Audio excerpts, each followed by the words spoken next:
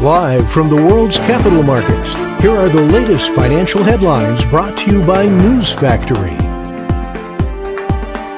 Hello and welcome to Monday's Daily Financial Review. Here's what's making the headlines in the markets today.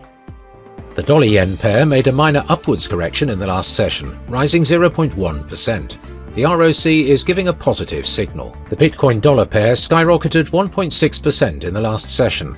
The RSI is giving a positive signal. The Aussie-dollar pair made a minor downwards correction in the last session, dropping 0.1%. The MACD is giving a positive signal. The oil-dollar pair plummeted 1% in the last session. The MACD is giving a negative signal.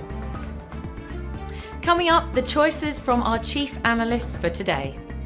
The International Monetary Fund said gross capital inflows into emerging markets, excluding China, last year rose to $110 billion, or 0.6% of their economic output, the highest level since 2018. Oil futures prices settled slightly lower on Friday as investors weighed weaker US consumer sentiment against mounting hopes for a Federal Reserve rate cut in September. The dollar fell sharply against the yen for the second straight day, raising questions as to whether Japan was intervening, while a global equities index rose as investors turned their focus to US Federal Reserve interest rate cuts.